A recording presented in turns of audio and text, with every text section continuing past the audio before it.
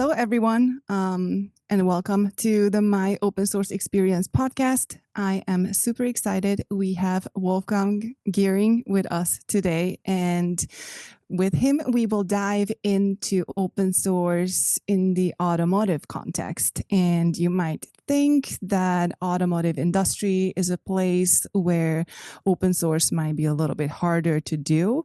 So today we will explore whether or not that is true.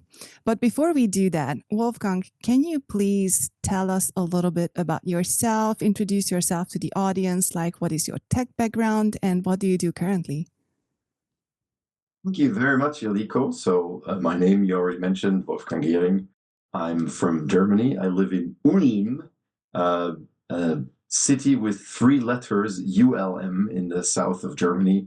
It's kind of tucked in between Ulm and between Stuttgart and Munich. It's where Albert Einstein was born. You've heard of that guy. So that's what Ulm is famous for. So I work for Mercedes-Benz Tech Innovation, which is 100% subsidiary of Mercedes-Benz Group. And I think everybody knows Mercedes, right? My background in tech, so I studied computer science and I studied math, and then I worked as a software engineer for several years. Also when I joined Mercedes, which was, 17 years ago? And no, 18. I think now. And I started as a software developer and then went on to become a project manager and then Scrum Master later. And since I think 2017 or so, I'm the open source guy, or one of the open source people there. Do you remember when you first learned about open source, like the concept of open source, and maybe even started to use open source software? No, I don't actually remember when I heard about it the first time, because now, so as I said, I studied computer science, in the 90s, and so open source was already there. And I mean, I spent countless hours installing a distribution of Linux on my computer, so that was, I guess, my first touch with open source. What did I think about the concept? I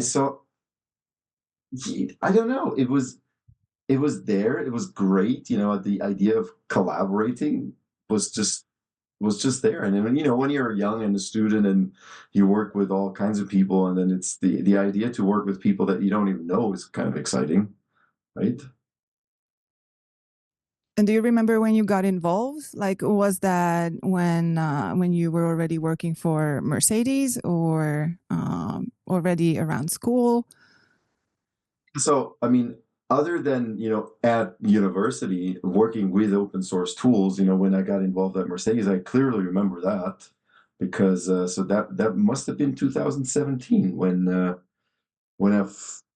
so I attended a conference in San Francisco, and it was called the Lean Startup Conference. And so it wasn't actually even about open source, but you could visit startup companies in the area to see how they work. And one of those startup companies that I visited was a small company you might have heard of. It's called GitHub. And back then they only had a few hundred employees, and they talked about how they work and what they do in open source and InnerSource. And I was really inspired by that. And I said, okay, look, we need InnerSource at Mercedes as well. And while we're at it, we need open source too, because, we at that time, we hadn't really used open source much at all. And so I started advocating the usage of inner and open source practices after that. So after that conference. And I wasn't the only one. There were other people like me, of course, and our voices grew louder. Let's put it this way.